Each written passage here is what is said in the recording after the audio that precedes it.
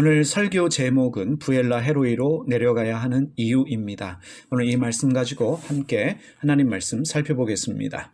먼저 창세기 16장 1절과 2절 말씀 읽겠습니다. 아브라함의 아내 사레는 아이를 낳지 못하였다. 그에게는 하갈이라고 하는 이집트 사람 여종이 있었다.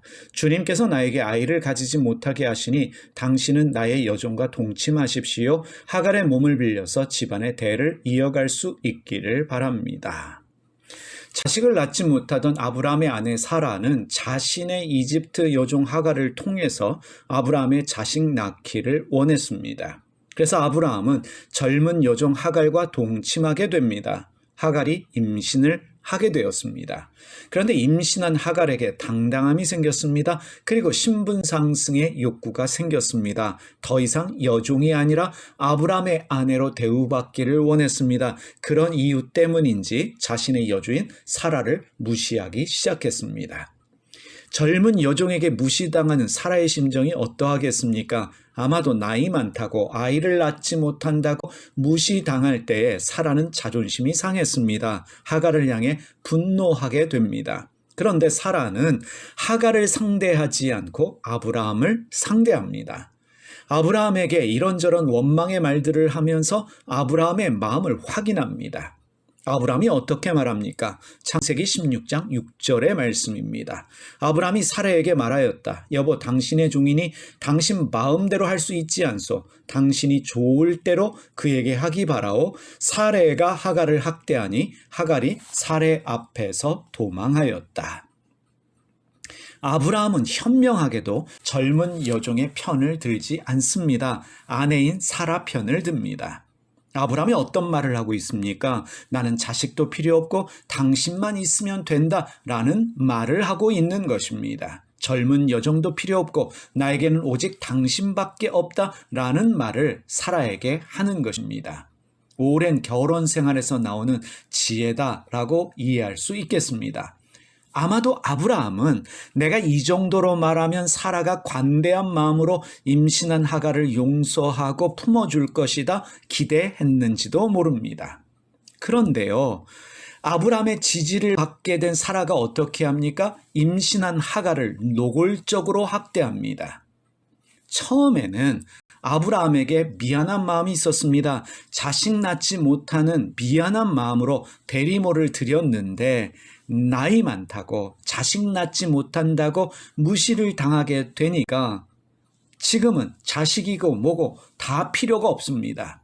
이렇게 말할 수 있습니다. 한마디로 눈에 보이는 게 없어졌습니다. 사라가 얼마나 심하게 하갈을 학대했으면 하갈은 임신한 몸으로 도망을 쳤습니다. 하갈이 얼마나 불쌍했으면 주님은 도망하는 하갈을 친히 만나 주셨습니다. 창세기 16장 9절에서 12절까지의 말씀 읽겠습니다. 주님의 천사가 그에게 말하였다. 너의 여주인에게로 돌아가서 그에게 복종하면서 살아라. 주님의 천사가 그에게 또 일렀다. 내가 너에게 많은 자손을 주겠다. 자손이 셀 수도 없을 만큼 불어나게 하겠다. 주님의 천사가 그에게 또 일렀다. 너는 임신한 몸이다. 아들을 낳게 될 터이니 그의 이름을 이스마엘이라고 하여라.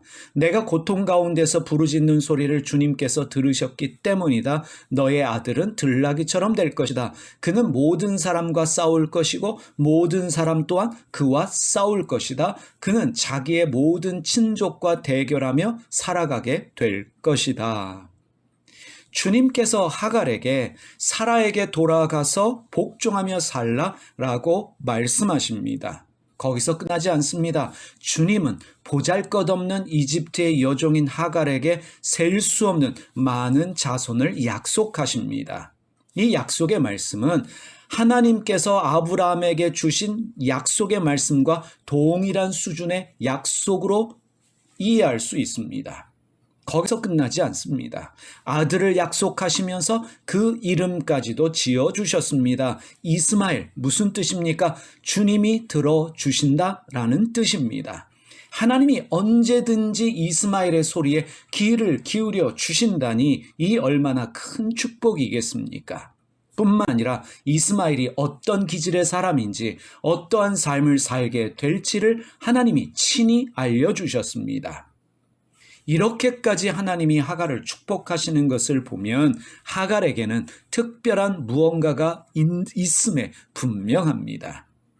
하갈은 자신을 찾아오신 하나님을 나를 보시는 하나님으로 고백합니다. 성경에서 하나님에 대한 신앙을 고백하는 첫 번째 사람이 됩니다. 나를 보시는 하나님의 신앙 고백을 한 첫 번째 사람, 그가 하갈입니다. 그리고 하갈은 하나님을 만나게 된 그 셈의 이름도 친히 짓게 됩니다. 창세기 16장 14절입니다. 그래서 그 셈 이름도 부엘라 헤로이라고 지어서 부르게 되었다. 그 셈은 지금도 가데스와 베렛 사이에 그대로 있다. 부엘라 헤로이 기억하시기를 바랍니다. 하갈은 주님께 순종했습니다. 그리고 자신을 학대하는 여종 사라에게 돌아와 사라에게 복종하였고 이스마엘을 출산하였습니다. 자신을 학대하는 사라에게 돌아와 복종하였다는 것은 어떠한 학대를 받아도 어떠한 말을 들어도 참았다는 것입니다. 견디어냈다는 것입니다. 하갈은 아직 어립니다. 그래서 지혜는 좀 부족할지 모르겠습니다. 그렇지만 마음이 여리고 착하고 순종적인 여자다라는 것을 우리가 알 수 있습니다. 이스마엘이 태어났습니다. 그리고 잘 크고 있던 어느 날, 청소년이 됐던 어느 날, 주님은 출산을 포기한, 그래서 이제 곧 100세가 되는 아브라함과 90세가 되는 사라에게 아들을 약속하셨습니다. 아이를 전혀 낳을 수 없는 부부에게 하나님이 아들을 약속하셨습니다. 그런데 주목해야 될 사실이 있습니다. 아들 주시겠다는 주님 말씀에 아브라함은 이스마엘이나 주님 앞에서 잘 살기를 원합니다 라는 고백을 합니다. 창세기 17장 18절의 말씀입니다. 아브라함은 하나님께 아뢰었다. 이스마엘이나 하나님께서 주시는 복을 받으면서 살기를 바랍니다. 아브라함은요, 나이든 자신과 사라가 아이를 낳는다? 평생 아이를 낳지 못하던 사라가 90세에 아이를 낳는다? 절대로 불가능하다라고 믿었습니다. 그런데 이스마엘이나 잘 살기를 원한다. 이스마엘이나 하나님께서 주시는 복 받으면서 살기를 바랍니다. 이런 고백을 하는 이유가 있습니다. 만약에 사라가 임신해서 아이를 낳는다면 또 다른 폭풍이 가정 안에 몰려올 것이라는 것을 아브라함은 짐작하고 있었습니다. 예견하고 있었습니다. 지금 집안이 평안한데 하갈과 이스마엘이 문제없이 이 집안에 있는데, 물론 눈에 보이지 않는 사라와의 갈등은 있을 수 있겠지만 그래도 잘 지내고 있는데, 이런 상황 속에서 사라가 임신을 해서 아이를 낳는다면 하갈과 이스마엘에게 닥칠 어려움이 있을 것이다. 아브라함은 예상했습니다. 그래서 하나님 앞에서 이스마엘이나 하나님께서 주시는 복을 받으면서 살기를 바랍니다 라고 고백했던 것입니다. 창세기 17장 20절의 말씀입니다. 내가 너의 말을 들었으니 내가 반드시 이스마엘에게 복을 주어서 그가 자식을 많이 낳게 하고 그 자손이 크게 불어나게 할 것이다. 그에게서 12명의 영도자가 나오게 하고 그가 큰 나라를 이루게 하겠다. 하나님이 아브라함의 염려를 알고 계십니다. 이스마엘과 하갈에 대한 염려를 알고 계시는 하나님이 하갈에게 해주신 그 축복의 약속을, 이스마엘에 대한 축복의 약속을 아브라함에게도 반복해서 해주셨습니다. 성경에 기록된 이스마엘에 대한 두 번째 축복의 약속입니다. 결국 사라가 이삭을 출산하게 됐습니다. 임신할 수 없는 여자가 임신을 해서 아들을 낳았습니다. 사라가 당당해졌습니다. 두려울 게 없어졌습니다. 사라가 못마땅하게 여기던 사람이 여종 하갈과 그의 아들 이스마엘입니다. 그래서 더 이상 무서울 것이 없었던 사라는 이제 여종 하갈과 그의 아들 이스마엘을 쫓아내기 원합니다. 추방하기 원합니다. 내 아들 이삭을 지키고 싶었던 것입니다. 그래서 사라는 두 사람을 지켜봅니다. 쫓아낼 명분을 찾고 있었습니다. 창세기 21장 8절에서 10절 말씀입니다. 아기가 자라서 젖을 떼게 되었다. 이삭이 젖을 떼는 날에 아브라함이 큰 잔치를 벌였다. 그런데 사라가 보니 이집트 여인 하갈과 아브라함 사이에서 태어난 아들이 이삭을 놀리고 있었다. 사라가 아브라함에게 말하였다. 저 여종과 그 아들을 내보내십시오. 저 여종의 아들은 나의 아들 이삭과 유산을 나누어 가질 수 없습니다. 이삭이 젖을 떼는 날에요. 큰 잔치를 벌여서요. 이스마엘이 이삭을 놀리는 장면이 사라의 눈에 들어왔습니다. 그런데 사라는 이스마엘이 이삭을 놀렸다 이 이유로 아브라함에게 하갈과 이스마엘을 추방해달라라고 요구를 합니다.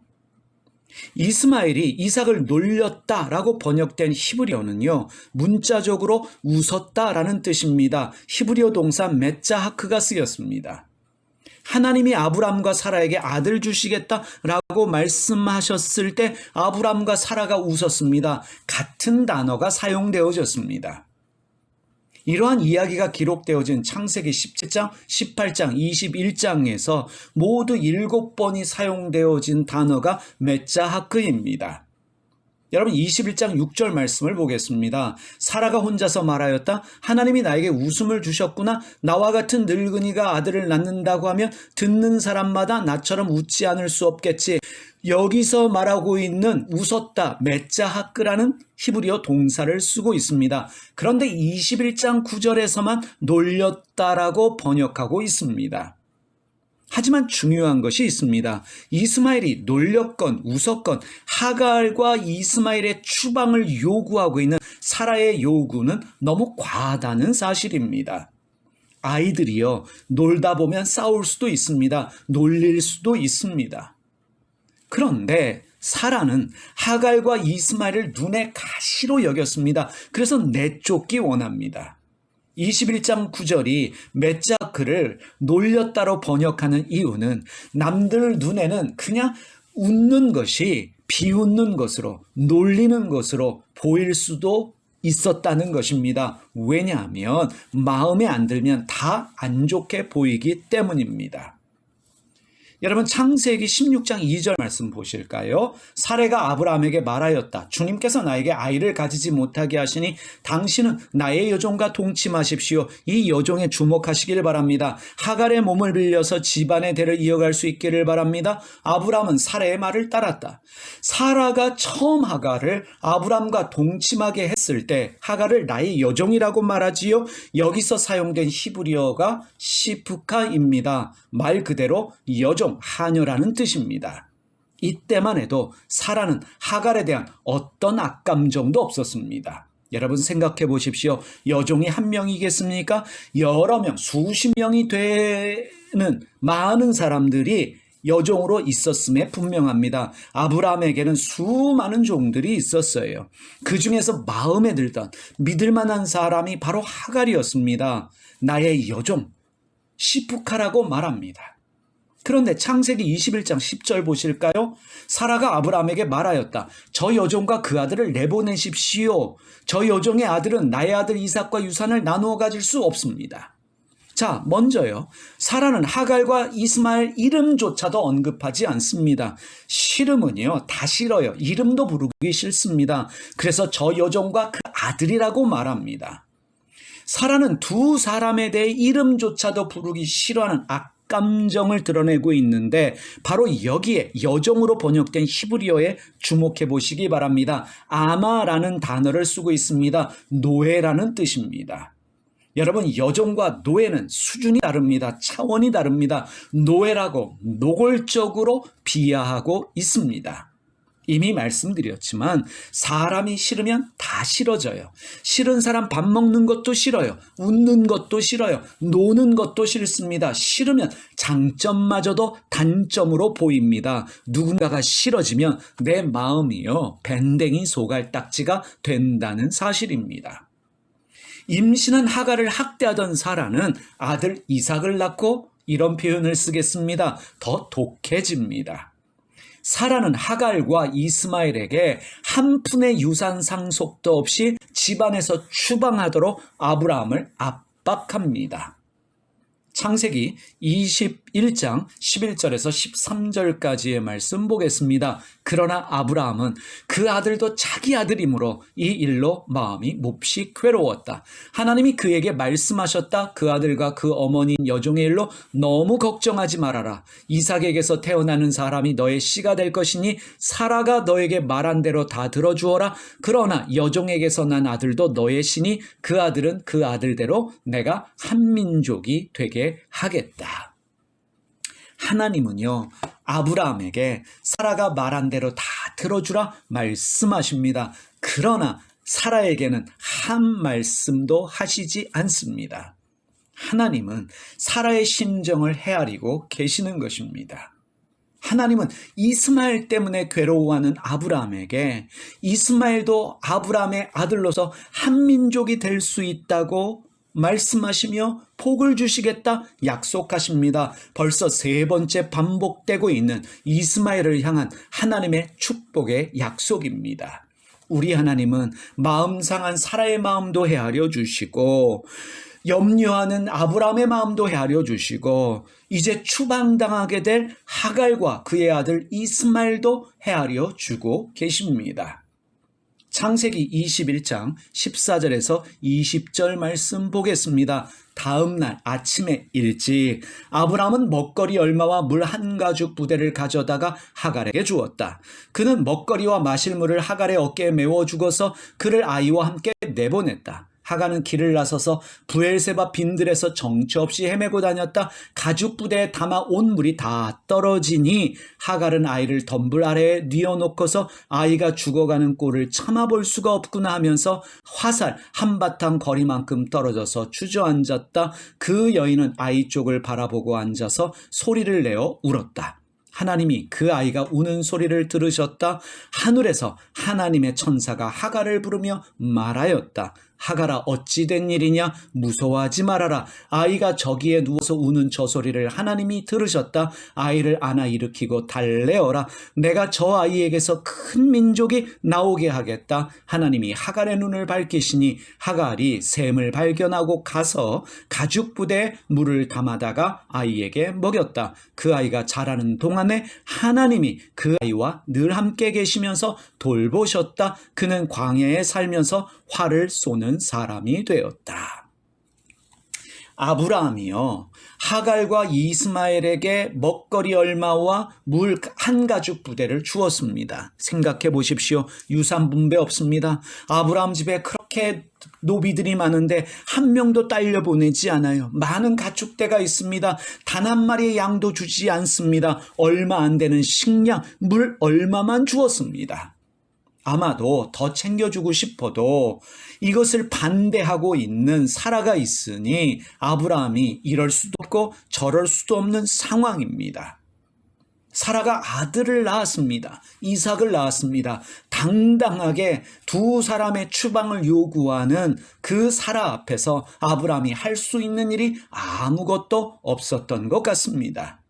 그런데 하나님이 다 죽어가는 이스마엘의 울음소리를 들으셨습니다. 여러분, 이스마엘의 이름의 뜻이 무엇입니까? 하나님이 들어주신다. 이스마엘의 울음소리를 들어주신 하나님이 그들에게 찾아오셔서 두려움 가운데 절망하는 하갈을 위로하시고 이스마엘을 향한 축복을 다시 한번 약속하셨습니다. 네 번째 반복되는 주님의 약속입니다. 여러분, 성경에서요, 이렇게 반복적으로 축복의 약속을 받는 성경의 인물도 드뭅니다. 그만큼 하나님이 반복적으로 축복하시고 축복의 약속을 해주셨습니다. 하나님께서 하갈의 눈을 밝혀주셨습니다. 그리고 샘물을 발견하게 하셨습니다. 그리고 말씀하십니다. 하나님이 그 아이와 늘 함께 계시면서 돌보아 주셨다 말씀하고 있습니다. 다시 한번 말씀드립니다. 우리 하나님은 분노하고 있는 사라의 마음도 헤아려 주시고 이러지도 못하고 저러지도 못하는 아브라함의 마음도 헤아려 주시고 쫓겨나고 있는 하갈, 그리고 다 죽어가는 이스마엘도 주님이 돌보아 주시고 헤아려 주시고 함께해 주셨습니다. 우리 하나님은 모두의 하나님이십니다. 누구만 사랑하고 누구를 미워하시는 하나님이 아니라는 사실입니다. 창세기 23장 1절과 2절 말씀입니다. 사라는 100년하고도 27회를 더 살았다. 이것이 그가 누린 횟수이다. 그는 가나안 땅 기랏 아르바 곧 헤브론에서 눈을 감았다. 아브라함이 가서 사라를 생각하면서 곡을 하며 울었다. 정말 독한 마음을 가지고 아들을 지키며 파란만장한 삶을 살았던 사라가 아들 이삭의 결혼도 보지 못하고 죽었습니다. 그런데 여러분, 사라가 죽고 난 후에 아브라함이 다시 아내를 맞아들입니다. 창세기 25장 1절과 2절입니다. 아브람이 다시 아내를 맞아들였는데 그의 이름은 구두라이다. 그와 아브람 사이에서 시므란과 욕산과 무단과 미디안과 이스박과 수아가 태어났다. 나이 많은 늙은 아브라함이 구두라라고 하는 여자를 아내로 맞이합니다. 이런 말이 있지요. 남자는 죽을 때까지 자식 낳을 수 있다. 다 늙었다라고 말할 수 있는 아브라함이 구두라와 함께 6명의 자녀를 낳습니다. 이 구두라, 젊은 여자라는 것을 우리가 알 수 있습니다. 그러면 여러분, 여기서 한번 질문해 보겠습니다. 구두라가 누구입니까? 구두라는 향기롭다는 뜻입니다. 이름의 뜻이 향기가 있다, 향기롭다는 뜻인데 유대교에서는 하갈의 애칭으로 이해합니다. 하갈이 향기 나는 아름다운 여자, 매력 있는 여자라는 뜻이겠지요. 사실 지금까지의 성경 기록을 보면 하나님이 하갈을 참 잘 챙겨주셨어요. 마치 친정아버지처럼 하갈을 돌봐주시는 하나님의 모습을 발견할 수 있습니다. 하나님도 하갈을 예뻐하셨다는 것을 우리가 알 수 있습니다. 아브라함은 하갈과 재결합해서 6명의 자녀를 낳았습니다. 그러면 이런 질문도 해보겠습니다. 어떻게 아브라함은 하갈과 재결합할 수 있었을까? 쫓겨나지 않았습니까? 추방당했습니다. 여러분, 이스마엘의 입장도 그렇고 하갈의 입장도 그렇고 아무 재산도 받지 못하고 음식 조금, 물 얼마 가지고 추방당할 때 그 마음이 상하지 않았겠습니까? 분노하는 마음 있었을 것입니다. 어떻게 이들이 재결합할 수 있었을까? 우리가 질문할 수 있겠습니다. 창세기 24장 62절 말씀 읽겠습니다. 그때 이삭은 이미 부엘라 헤로이에서 떠나서 남쪽 네겝 지역에 가서 살고 있었다. 자, 부엘라 헤로이, 이삭이 살고 있었습니다. 이삭은 어머니 사라의 죽음 이후에 부엘라 헤로이에 가서 살다가 남쪽 네겝 지역으로 옮겨왔습니다. 거기서 리브가를 만나게 되었습니다. 왜 이삭은 어머니의 죽음 이후에, 사라의 죽음 이후에 부엘라 헤로이에서 살았을까? 여러분, 부엘라 헤로이가 어떤 곳입니까? 우리가 서두에서 살펴보았지요. 하갈이 사라의 학대를 피해 도망가다가 주님을 만난 셈이 있는 장소입니다. 부엘라 헤로이, 이름을 누가 지었습니까? 하갈이 지었습니다. 부엘라 헤로이는 하갈의 거주 지역입니다. 하갈이 살고 있던 지역이다 라고 말할 수 있겠습니다. 유대교의 성서 추석인 미드라시는요, 이삭은 부엘라 헤로이에 머물면서 하갈과 아브라함을 재결합시키는 화해의 사명을 수행했다라고 말하면서 이삭의 결심을 이렇게 기록하고 있습니다.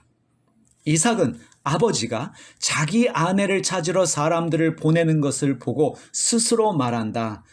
아브라함이 이삭의 아내를 구하기 위해서 종을 하란으로 보내지요. 그리고 신부감으로 데려온 사람이 리브가입니다. 그 일이 있을 때 이렇게 말했다는 것입니다. 아버지가 혼자 살고 계시는데 내가 어떻게 결혼해서 아내와 살 수 있겠는가? 내가 하갈에게 가서 아버지에게 돌아가게 만들 것이다. 이삭은 부엘라 헤로이에 가서 아브람과 하갈을 재결합시키기 위해 노력했고, 그리고 자신의 배다른 형 이스마엘과도 원만한 관계를 가지기 위해 애를 썼습니다. 그들의 마음의 상처, 마음의 분노, 마음의 어려움들을 씻어내기 위해 노력하고 애를 썼다는 것입니다.